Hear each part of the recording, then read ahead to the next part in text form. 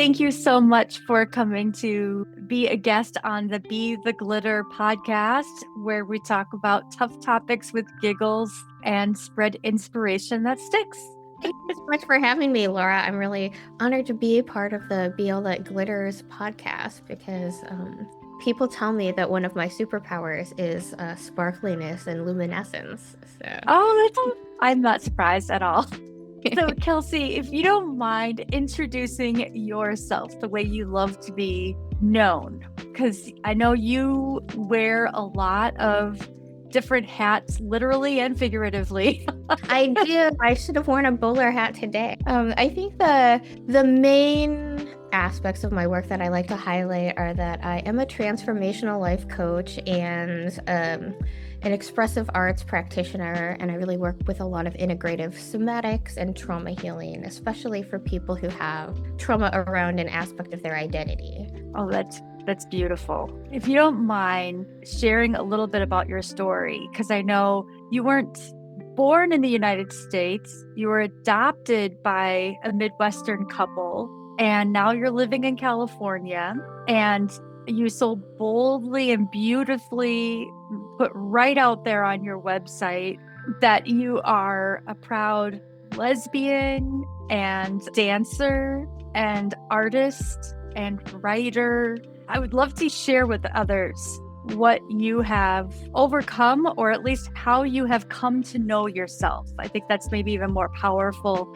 just how important to discover yourself, but then also express yourself. You talk about finding expression for your true self is not only healing, but it's really important. Sure. Well, as you mentioned, I was born in Busan, South Korea, and my parents knew that they were going to get me. They got a picture of me when I was born, and I was in foster care for about 3 months, since you have to be 3 months in order to be on a plane. So they flew me to Detroit on January 12th, 1985, and my mom had to wait like that 3 months with just my picture and a note from Wow. the foster care host and some other pictures of me. But then I was flown to Detroit, Michigan, and I actually grew up in the Grand Rapids area, so in Western Michigan. And I have always felt like being an adoptee actually was a huge gift. I was lucky enough to have parents that really allowed me to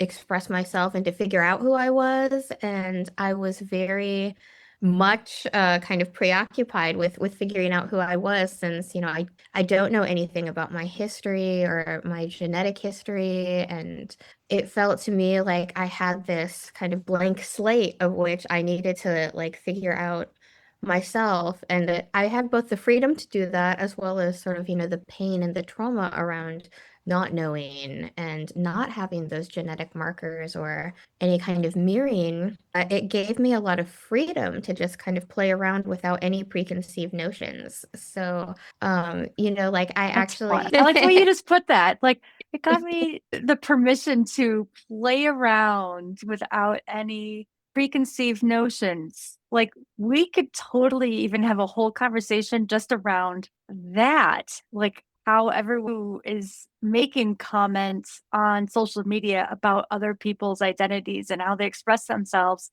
somehow feel like they own the notion of who you're supposed to be instead of who you believe yourself to be and feel your authentic self to be. I just love how you put that you got to play around without those preconceived notions. Not everybody gets that. well, yes, and as I've grown up and as I work with my clients, I realize not actually, it's pretty rare that people get that. And so I feel like it was this gift because, especially, I mean, I had my first crush on Finola Hughes on General Hospital when I was 4 years old. And again, like I didn't know what that meant as a 4 year old, but I was like, oh, she's the prettiest woman. And I was like right up in the TV trying to like, yes, she's great.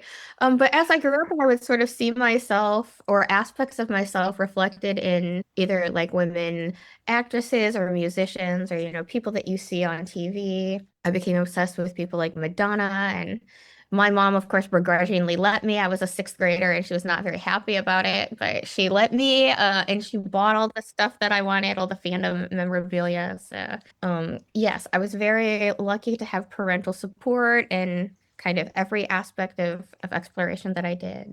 So it really allowed me the chance to get to know myself and what I like, what I dislike, and find aspects of myself in other people, even if they weren't genetic mirroring. It was a mirroring for who I wanted to be and who I was becoming. So I try to give those gifts to my clients as well to get them to see kind of outside the box in terms of role models, in terms of mirroring, in terms of getting some of those that healing for those aspects of themselves that have had more shame or have been wounded. And how did you decide to become a therapist, especially the type of therapist you are? Like, you get to help people express themselves as a way to process through their trauma, right?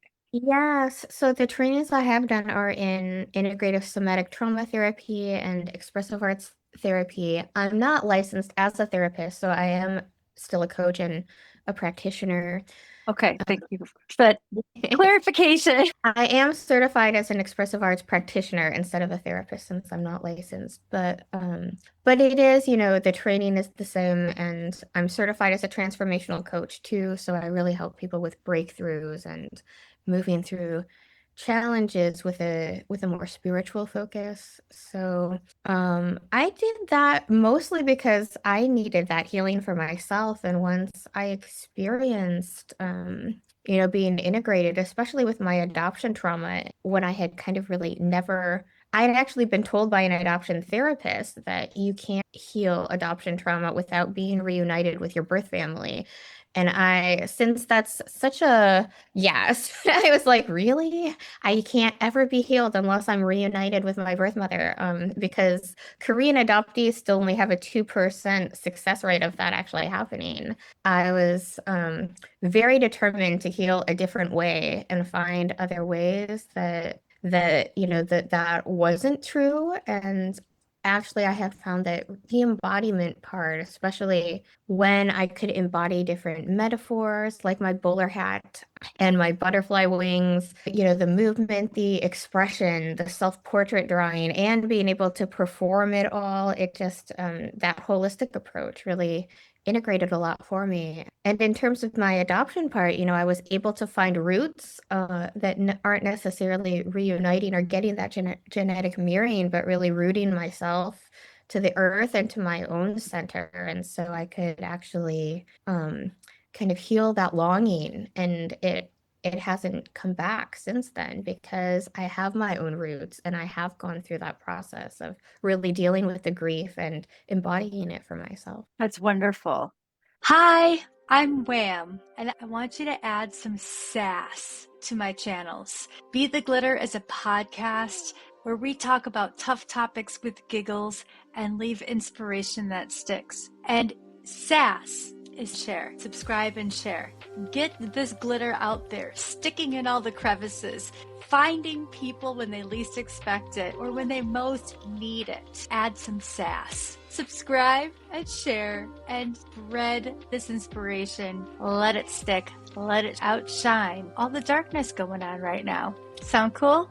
Thanks. How do all these different types of therapies or practices help somebody with their trauma find their true identity and embrace their true identity? Yeah, so since trauma is held in the body, it's a lot it's less re-traumatizing to explore that through metaphor or symbol and to come or sometimes to draw can be less triggering than say even trying to analyze or talk about it with in the expressive arts.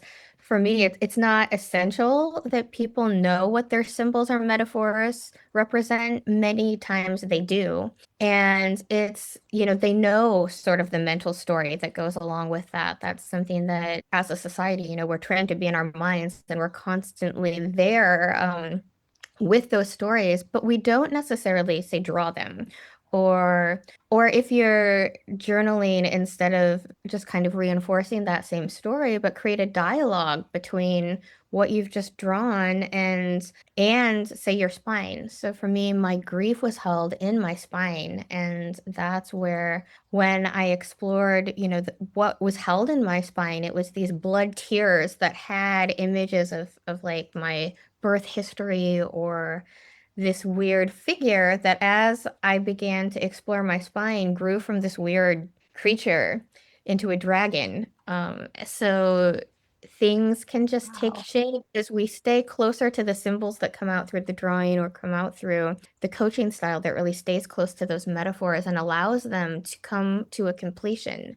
So I don't necessarily need to know what that weird creature that came out of this blood tear and became this large dragon is. It happened. And as that happened, whatever it represented shifted in my spine so that it's not part of me anymore. Wow. Wow. Who are your typical client? Are they typically in a creative field? Who are you looking for? It's so funny. I just had a potential client ask me that the other day, and I tend to attract two types of clients. One, people who have those identity-based traumas. So a lot of other queer people, some other Korean adoptees or other adoptees, and people who just really want to integrate their trauma, and they've tried so many other therapy or healing modalities, and there's still this either peace or talk therapy didn't work, or they just it's still kind of persisting in their lives because there is so much shame or grief, or anger around it, a lot of times all three. I'm sorry. And yeah, and so I love working with those types. And then I also seem to attract this, people who are later in life and really experiencing a profound transition. Like, they want their next chapter to look totally different than their last. They want their work to be what they're passionate about, and they don't have a lot of confidence or clarity or even an idea of how to get what they want. And so that tends to be my other client, typically women in their, like, around the menopause stage, because so much is happening. Hormones are shifting, and they really feel that urgency that they want things to be different for the next 50 years. Are you feeling that a lot of our society is finally trying to live with purpose instead of just chasing dollar signs? I definitely feel that way. I actually started my business online during COVID, and I was able to ride that COVID wave because so many people needed support. They wanted work that they were passionate about. They saw, sort of the breakdown of that work culture system of just, taking and overproducing, and they needed help slowing down, and they needed to know what to do when they were slowing down. Yeah.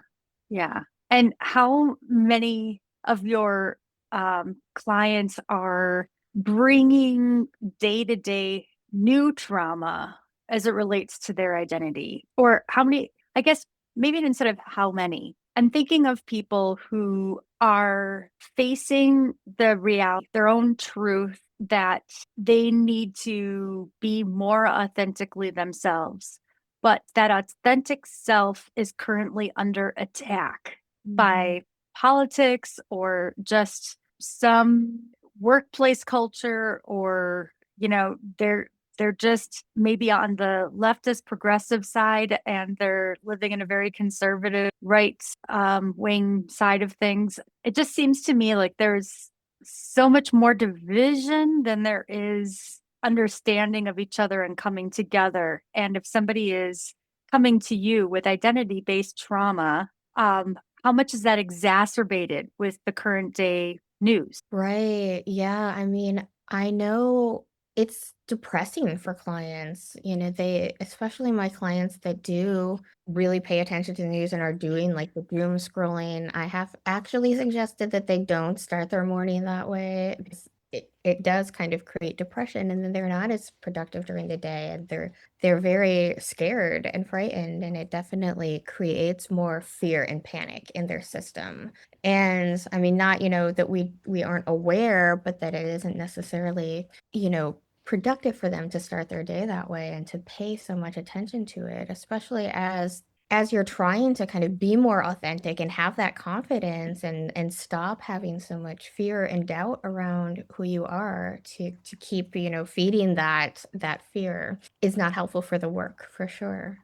Yeah. So what should people do instead of doom scrolling? How do you suggest they start their day? It's interesting because some people, people are different, and there are actually people who are motivated by negative reinforcement. It kind of spurs them into action and they want to challenge it. A lot of my clients are not. They give themselves negative reinforcement, but they actually are people who need positive reinforcement to thrive and to build that confidence. And they've had so much shame throughout their life because people have been negatively, teaching them through negative reinforcement rather than positive reinforcement. So particularly with people who haven't had it, I try to get them to pay attention to what allows their system to relax and feel good, like what feels luxurious or like in your system when you wake up versus what's going to make you feel scared and panicked and not want to leave the house.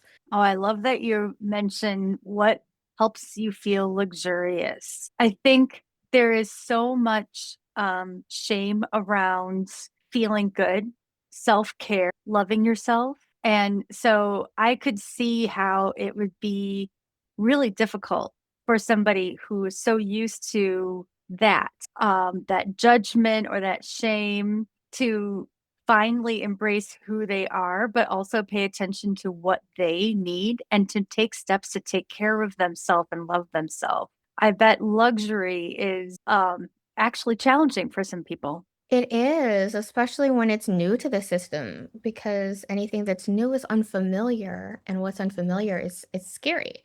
So it takes some time to build up, and it takes like really gentle, slow movements to really allow that good in and to get the system used to that this is okay to feel this way. And to kind of recreate that balance so that it's not unfamiliar and it's not new, but it does actually feel good and okay. Isn't that amazing? I think it's fascinating how some people have been brought up to embrace suffering as the way of life. And so pleasure is somehow considered scary, not okay. And so if they can't feel pleasure for themselves, are these the people who are putting that kind of judgment onto others who are finally braving feeling authentic and expressing themselves in a luxurious, loving way? Right, exactly. Things begin with ourselves, not that it's not unsafe out in the world. And if we also feel unsafe in our bodies or unsafe with pleasure or unsafe with the things that actually help us to feel good and nurture who we are, then there's no hope of feeling safe outside. Wow. Yeah. So imagine how different the world could be if everyone could just find it in themselves, find some love and safety in themselves, and then brave creating that love and safety for other people. Yes, exactly. Wow. So what you're doing is actually helping the world become a better place. I like to think so, and I definitely hope. And I feel very fulfilled when I see every session a client come to some breakthrough or some small shift that does help them feel safer to be who they are, feel less shame about who they are, and really come to more acceptance and love for themselves.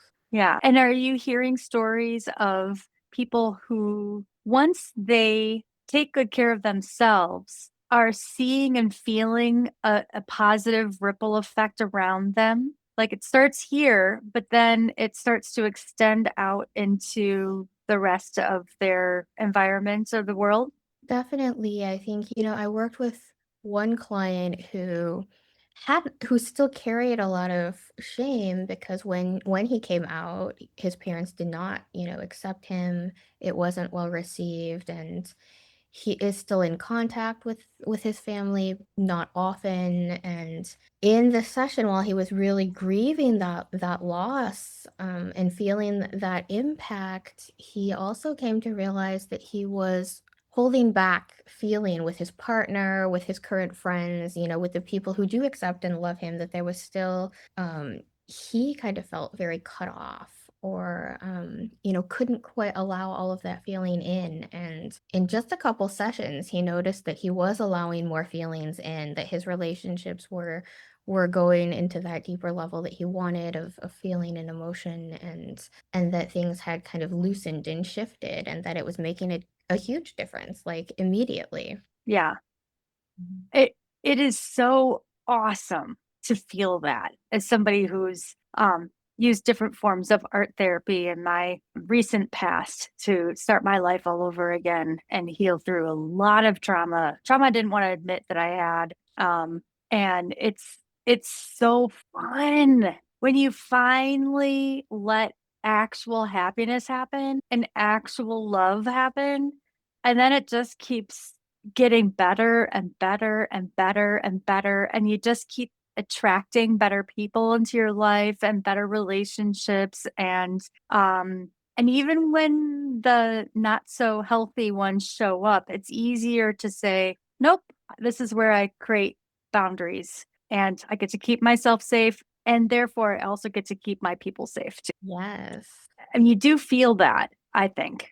And I wish that for everybody. I feel so I hurt for people who obviously are intending harm on other people because they themselves are hurting. Mhm. I, I just wish that we could just somehow wash away all that pain and help the world be just so much kinder, and show up more with heart than with hate. Well, that's the thing, right? When you do have compassion and love for yourself, it's easier to see and have that for others. And it really does kind of begin with individuals and doing their work so that they have that ability to accept themselves and then accept other people for who they are too. Mhm. Yeah. And how does authentic identity help people? I mean, it sounds like to me it's the answer is obvious, but obviously it's not obvious to other people because there's so many people who are having such a difficult time with people they don't even know, but people who are embracing their authentic selves. It's different from how they want them to be. Like it's a complex question, I guess. It could be really simple, but how how can we help people feel safe embracing their true identity and feeling that love for themselves while also somehow sharing with those who are not okay with other people's identities, that it's not important for you to judge other people's identities. Like I don't know, identity is so important, but I wish that people didn't make their business to tell somebody who they should be. Does that make sense?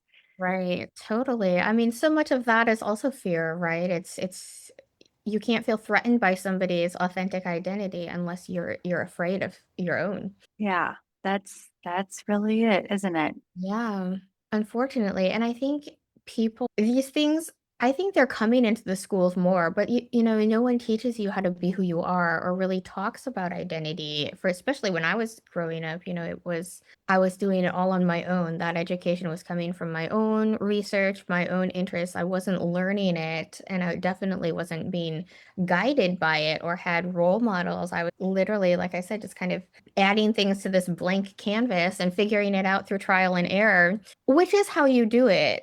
Yeah. And it's not taught and it's not talked enough about. So of course, we have people who are afraid or threatened by other people's identities because they don't know their own and they don't have a lot of value for themselves either. Like that's really what it comes down to. And so art can be scary for some people. Like some people, when they hear about art therapy, they're like, oh, but I'm not an artist. I'm not good. Maybe you can talk a little bit about that because I'm sure you have to coach people through their creative process and help them understand that they can do this. They can take on. the type of coaching practices that you offer them. Yes, I mean, that is pretty much what I hear from everyone when they start is that, "Oh, but I'm not an artist. It's not gonna look good what I draw or what I paint." And yeah, that's really not important. It doesn't have to look like anything other than just a true expression of what's happening in the moment.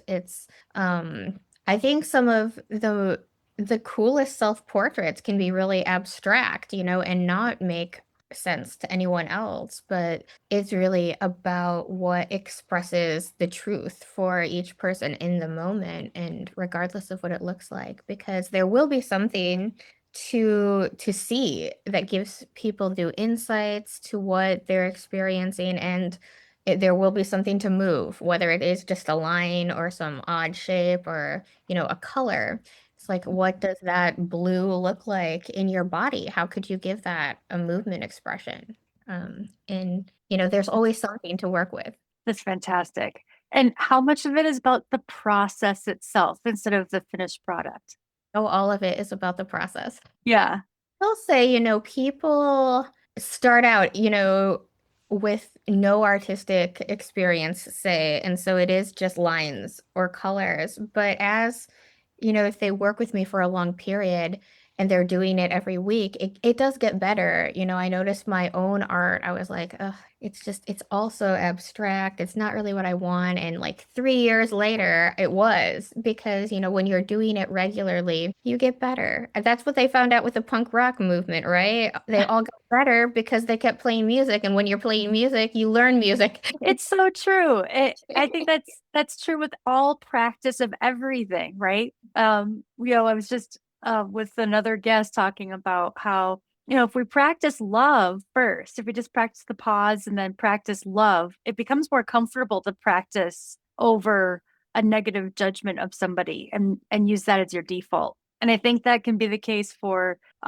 practicing being yourself, practicing art, practicing your creative expressions, um, practicing kindness, practicing patience, practicing understanding and curiosity. Um, and and perfection is not even a truth, right? There's no such thing as perfect. So if we can let go of that perfection complex and just aim for just the practice itself, and just enjoy practicing. Yeah. Well, I love that the new tools that you've added to your newsletter of, suggestions for how people can shift their communication just a little bit to allow for more openness and to make Thank other you. people more comfortable, because it really is. It's like practicing slight adjustments so that other people can enter the experience in a way that feels validating to them.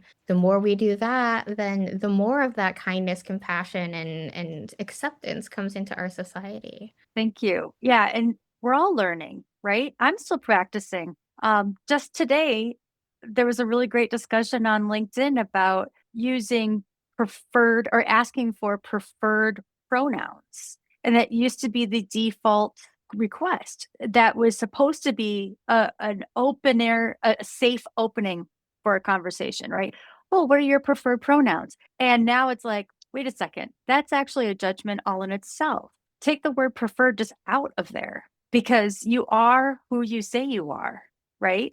So it was just like, oh yeah, of course. It was just like a head smacker, like, oh my gosh, I probably was guilty of asking somebody what their preferred pronouns were instead of just their pronouns.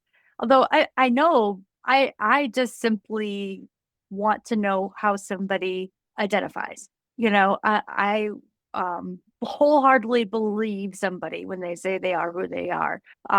But I could see how just accidentally defaulting to saying preferred pronouns it could be a little micro trauma for somebody, a little microaggression that I didn't intend. Yeah, I think that's why I really like, yes, we need safe spaces and that move to kind of brave spaces where people are allowed to make mistakes, to be clunky, to be messy humans, with, compassion and love and as much safety as we can, when we're all so different. Yeah, we are flawed humans. We are. But I think as long as our intentions are truly good, genuinely helpful, and with love instead of with the intention of harm, we're going to go a long way. Definitely. I Yeah. just love what you do, Kelsay. I love that you are helping people heal through creative expression and through the movement and that's what somatic means, right? Like somatic is I'm trying not to use the word therapy here, but the healing process of of feeling it in your body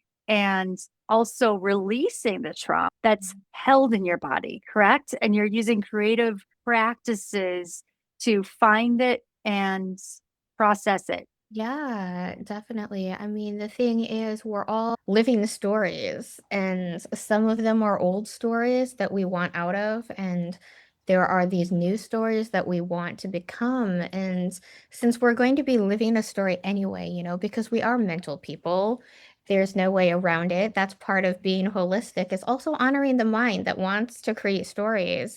So they might as well be the ones that we want and not just out of pattern or out of habit or out of fear. I love that you said that. I think another good question that we need to ask often is why not? Yes. Why not finally live life as who we truly are? Why not live the life that we really want and love? How often are you finding people who are so afraid of actually living out the life that they would love to live, the dream life, if you will, instead of what somebody else is probably or what they think society is insisting that they live? Right, exactly.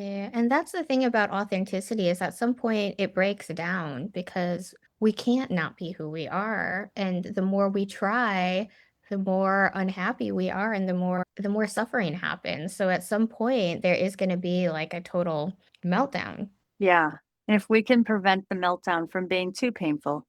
Okay, everybody, just start practicing right now, living your best life, whatever that means to you, as authentic and with love as possible. We'll feel a big shift. So, Kelsay, what do you need? How can we help you? Yes, well, yes, there Zara, her true expression is spilling all of my drinks. So, yeah.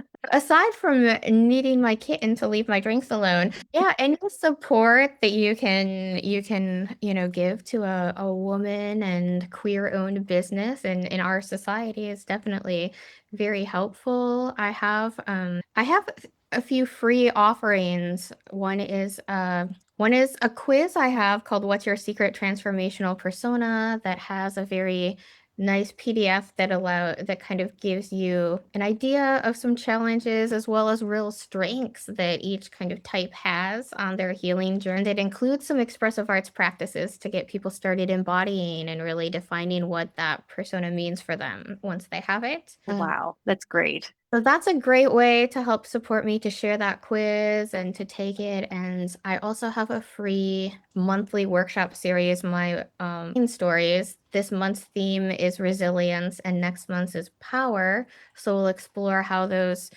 we relate to those and how they show up in our bodies and in our lives. And so that is coming up the fourth or the last Sunday of the month. Okay, excellent. Well, we'll definitely put these links in the description of the YouTube podcast, and I can put some information in my newsletter too. Help Yes. share it. Yes. We'll create some LinkedIn posts. How else do you want people to? Oh, yeah, you I prefer like other platforms? I am mostly on Facebook and Instagram, but I am also on LinkedIn. Okay, And the easiest way to find all of my social media, as well as those links to the quiz and the workshop series, are at my website, dialoguepersona.com. great. And we'll definitely share those links as well.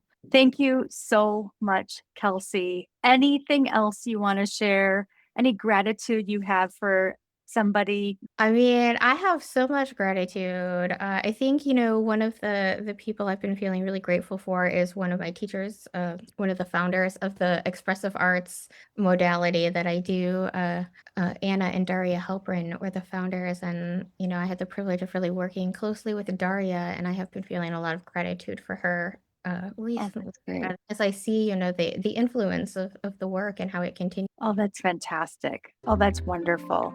Well, thank you so much. I think you do embody glitter, and I hope that you just keep spreading your inspiration that sticks on everybody. They all feel that sparkle Thank for you. months and months. Well, thank you. I'll let you get back to your Princess Zara there. And She is definitely a princess. Her name actually means sovereign ruler in Russian, I believe. So yeah. wow. So she feels that she rules, doesn't she? Yes, she does. That's awesome. Well, thank you so much again, Kelsay. Thank you for everything that you do. Thank you for helping make the world a better place. And just keep spreading the glitter, keep being the glitter. Thank you. I will.